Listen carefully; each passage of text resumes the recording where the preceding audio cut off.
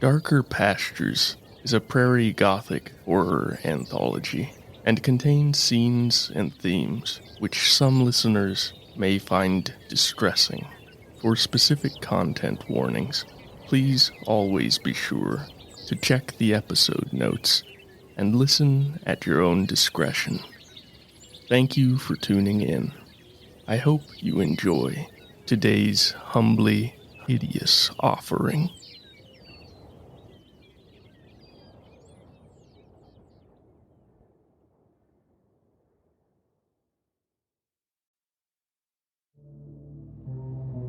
The history of the American frontier is often cast as a story of rugged individuals battling with a hostile wilderness and overcoming it, prospering by sheer strength of will. The realities were not so simple and not nearly so clean, so heroic.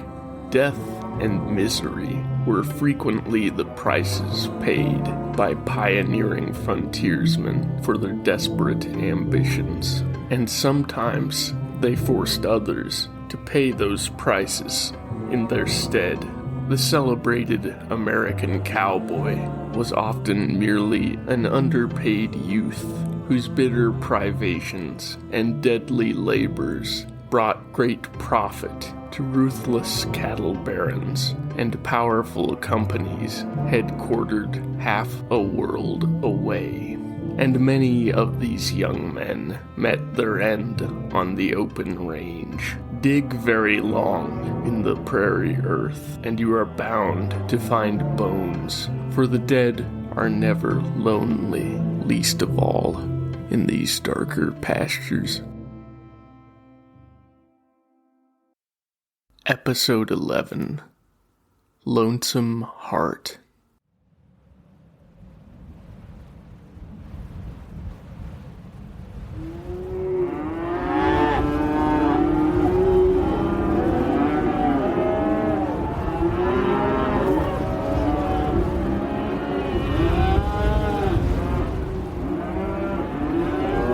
Winter has sunk her claws into the hills and flats, wails through the cracks in the newspapered walls, and batters at the thin panes of glass in the sole window of the cramped bunkhouse.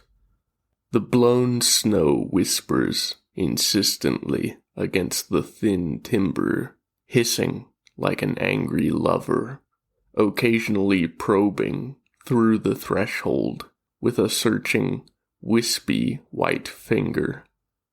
Hugh, known somewhat confusingly to his boss and fellow ranch hands as Oklahoma Huey, despite hailing originally from Texas, sits alone inside the crude structure, trying to warm himself beside the small wood stove where dried chips of cattle dung burn and fill the air with the smell of a prairie fire.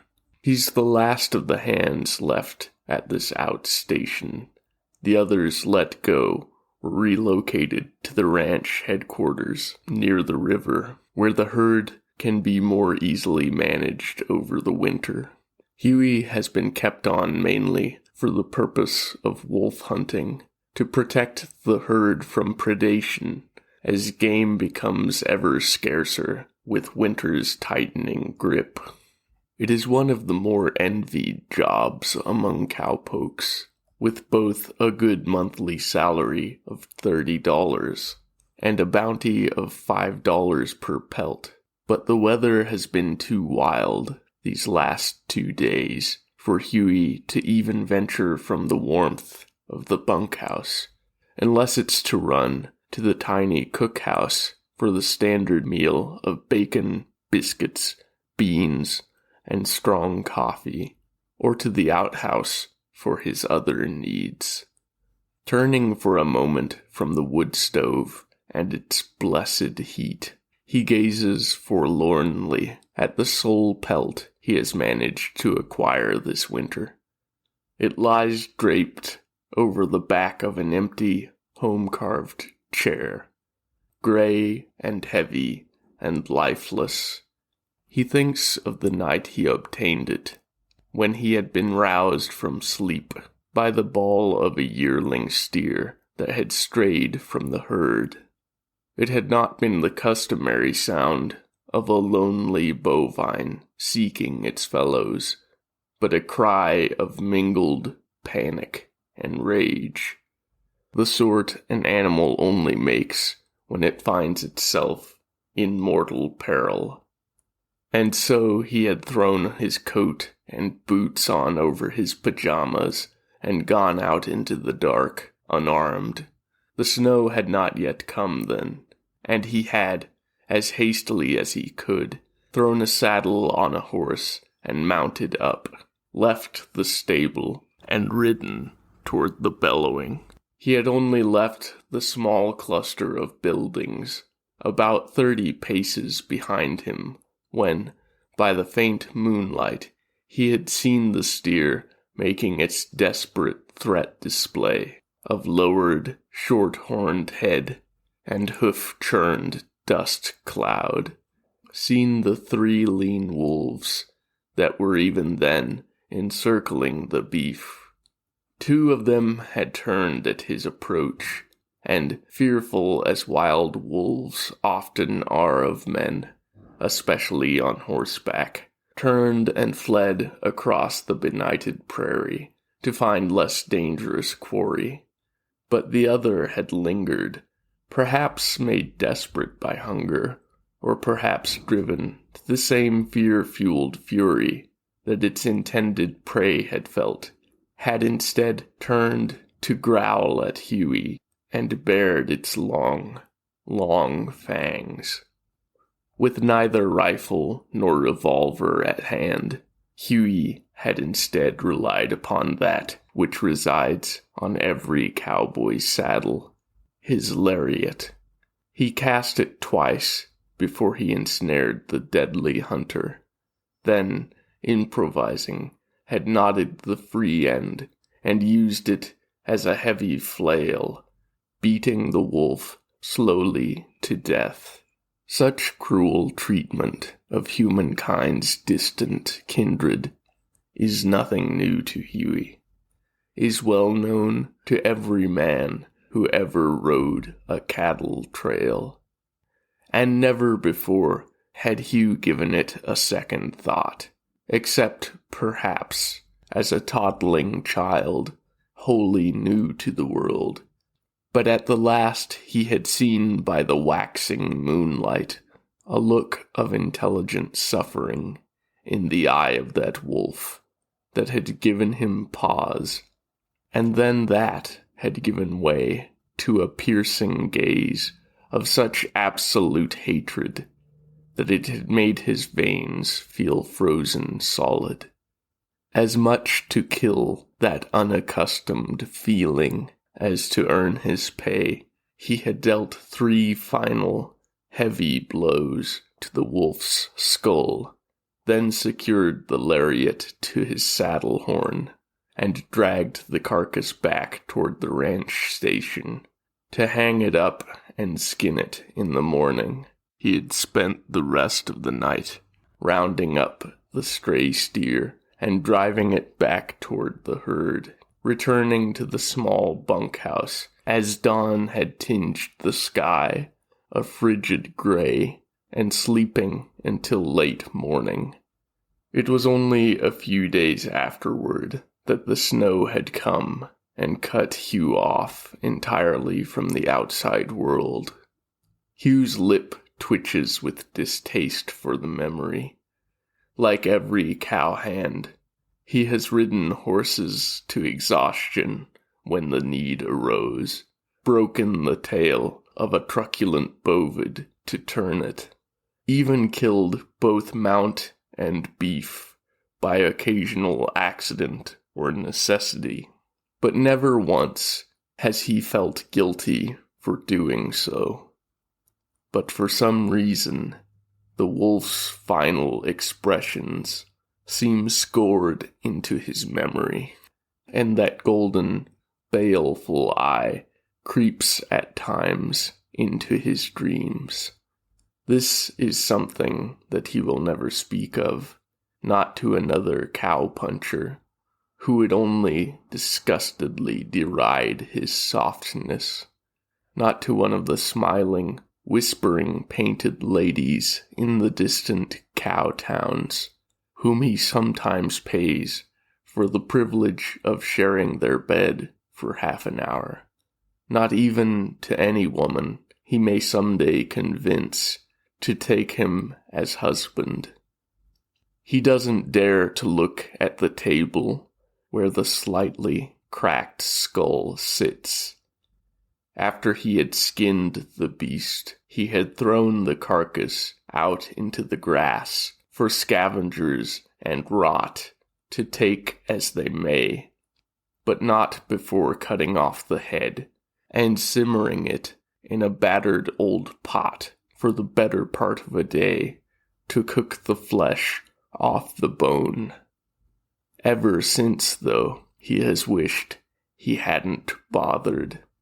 The skull, eyeless, pale, and immobile, seems nevertheless to still project that lethal gaze at him, and he keeps telling himself he will dispose of it too. Yet somehow he never seems to get around to doing so, and the dead thing sits, waiting, leering, and infinitely patient. The sun emerges after a few days, and Hugh's mood improves. He almost considers riding to headquarters for a few rounds of cards and drinks, or maybe just to borrow a bit of preserved food to supplement his unvaried diet. But the Karsten Cattle Company is an employer as much known for sternness as generosity, and he decides not to risk appearing idle. So instead he takes his .44 Winchester rifle and 2 horses out into the nearby range to hunt, hoping equally to find wolves to fatten his wages, or game to fatten his body against the cold, short days and long nights. He finds no wolves, but does, after a couple of hours, spot a mule deer buck who has not yet shed its stately antlers in the middle distance. The beast is still, with its head lowered to the ground, sniffing or licking at something, and seeming not to have heard or scented him yet. When he takes it down with a single, well-placed shot, he scabbards his rifle with no small amount of satisfaction and rides to collect the carcass. But on drawing near, he finds that the antlers that had seemed so perfect from a distance are markedly asymmetrical, with the right having 6 points and the left 7, and, stranger still, before it, barely darker than the snow and ice which partially encrusts it, is the top of what can only be a buffalo skull.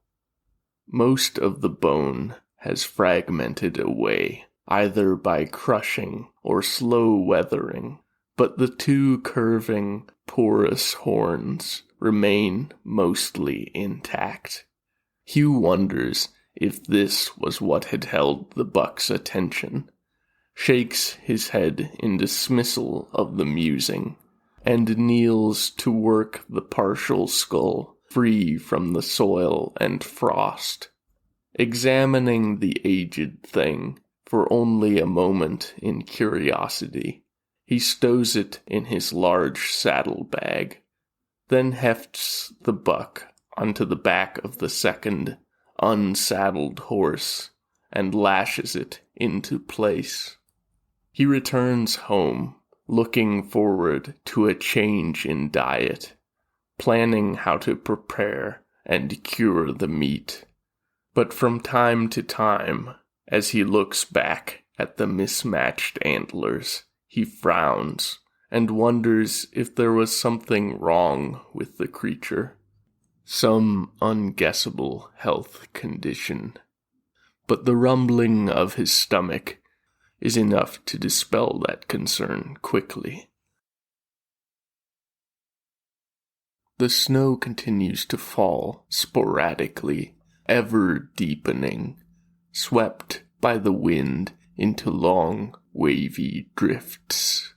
Hugh sits at the table, gnawing at a chunk of cured venison.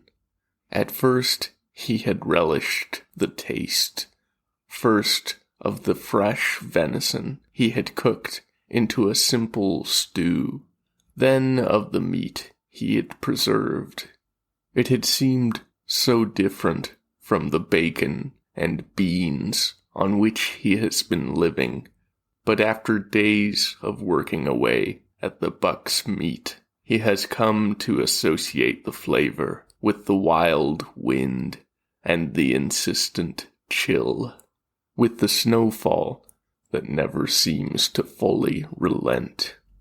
Finishing his Spartan supper, he looks at the skull, which rests in the empty chair, atop the shaggy wolfskin pelt. A few worn playing cards from a well-used deck lie scattered on the table top between them. A powerful gust skirls outside the window, like the sharp cry of a vengeful spirit. Hugh tells the skull to hurry up and take its turn, then laughs at himself. He knows how unwell he sounds, but there is likely not another living soul for miles around. And even if there were, the deep snow and the bitter cold would keep any sane soul safe inside. And he is so bored, so starved for company. The prairie frontier is always a lonely place where any human soul feels swallowed by the wide horizons and the endless grassy flats and the hungry blue skies. But this is a solitude more desperate than he has ever known. The blizzard outside seems eternal, and he fears that it will not relent before his dwindling pile of sun-dried cow chips is exhausted, that the larders in the cookhouse will be emptied of everything except a bit of salt and perhaps some weevily flour before the relief of spring comes. He is trapped here, the only being capable of speech for many miles around, while the winter rages and buries the world in an ocean of freezing white. And how long this total isolation will last, he has no way of guessing. So he gathers up the cards on the table and deals 2 new hands to himself and the grisly remnants of the wolf. The skull is not quite the same as it was back when he had felt a twinge of repulsion every time he looked at it. That was only a few weeks ago, he realizes, but it feels like years. He has affixed the cap of the bison skull atop it, as well as the lopsided antlers, which he removed from the deer when he butchered it. They had come away easily, only a matter of days, Hugh guesses, from being shed. He had used the hooves of the buck for the adhesive, slowly boiling them down, and then adding the acid from the deer's stomach to render the mixture into a keratinous paste. It had taken him almost 2 days to get it right, but that was not a problem, he thinks, smiling wryly to himself. There's nothing else to do, after all. A cloud of powdery snow swirls across the window, and Hugh doesn't know whether it is fresh flurries falling or old snow being cast up and carried by the unrelenting wind. He makes a comment to the amalgamation of dead animal parts about the weather, listens as though waiting for a reply. Then, after a few moments of silence, he observes aloud that he really is losing his goddamned mind. Throwing down his hand of cards, which clatter and whisper softly upon the rough, worn wood of the table, he stands and walks out into the snow without putting on his coat. Striding about 20 yards from the bunkhouse, he yells into the wind, into the sky, for someone to come. Anyone. Only the wind replies. Old Zeke. This is what Hugh has named his companion, after the prophet who witnessed the bones of the valley rise and garb themselves once more in flesh, is growing more complete by the hour. Sometimes Hugh cannot really believe he was ever troubled to look at the skull which forms Zeke's face. It now looks so familiar, so friendly. As he works for his companion's benefit, Hugh jokes that Zeke needs to put some flesh on his frame because he's all skin and bones. And they share a moment of uproarious laughter over the wordplay. That morning, Hugh had awoken to find about a half-dozen cattle standing just beyond the fence of the horse yard. At first, he'd not even known anything was amiss, apart from them being miles away from the river and the rest of the herd. Then he'd noticed how impossibly still they stood, how their coats glistened icily under the sunlight that feebly penetrated the gray clouds. They were dead, frozen in place where they stood. For the past 2 days, the wind had howled and raged. Hugh and Zeke had hardly slept, almost expecting the bunkhouse to blow apart under the storm's fury. In all the noise and the dark of the snow-filled air, he had missed the arrival of the shelter-seeking beeves.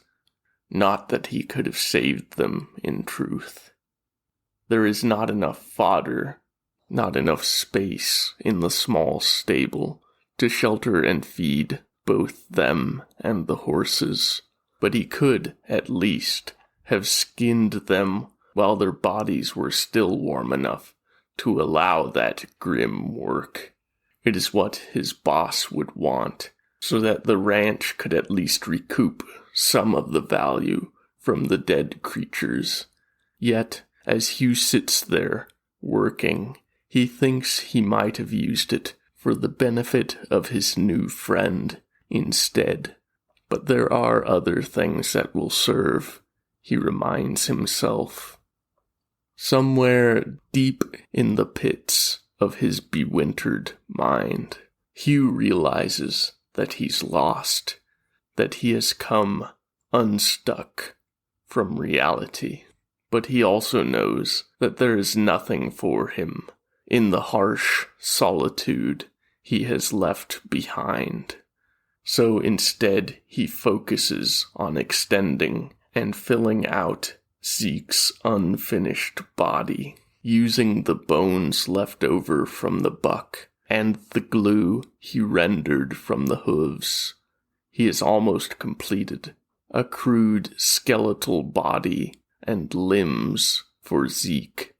He wonders if this will be enough, or if Zeke will also ask him to cover the bones with muscle, to provide all the innards which he lacks.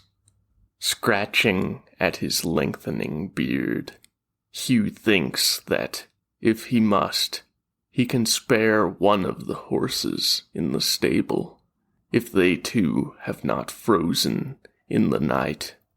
Then he goes very still, listening to what Zeke has to tell him. When the snow finally recedes, and the two men from headquarters come, it is not with good news. The herd has been all but destroyed, and the company has taken such staggering losses that it is not likely to survive, to grasp at even the most fragile hope of survival. They have no choice but to reduce expenses, and that means dismissing hands.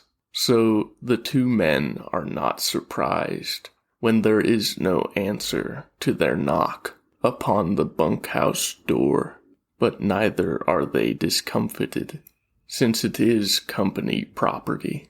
They offer only a shouted warning before they enter, expecting to find a surly and uncompliant cowpuncher awaiting them. They are given much more pause by the sight that greets them within. One of the men mutters a vile blasphemy. The other only stands, unblinking, looking much like the many beeves that froze upon their very legs. Later, they will investigate and bring word back to headquarters, but they will find and offer few answers, only a brief report of the death under suspicious circumstances of the hand known as Oklahoma Huey. How they found him with a bloody knife in his hands and his chest cut open. They find no sign of any struggle, but of course they reason it must have been murder. For how could any man cut and gouge at himself with such terrible force as to break open his own ribs, to ruin the blade of his long knife? And why, even in the very depths of despair, would a man ever inflict such brutality, such agony upon himself? They will say nothing of Zeke or of any animal remains at all, because they do not see any sign thereof. It is only after the two men depart again that an impossibly thin shape, wearing a wolf skin and doubly crowned, with both horns and antlers, will crawl spider-like from under Hugh's bed, a new heart beating in its cervine rib cage, rise to its full height, and walk through the door and out for the first time into the full light of the sun.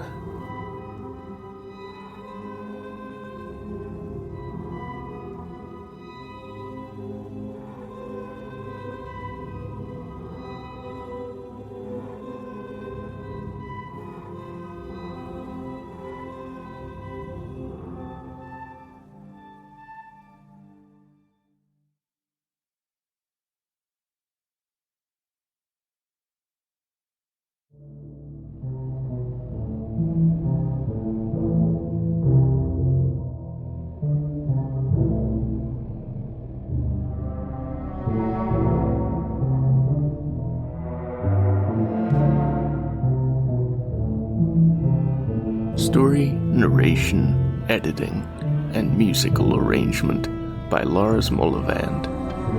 If you enjoyed today's story, please rate, review, follow, and share. Thank you for listening. We'll meet again in darker pastures.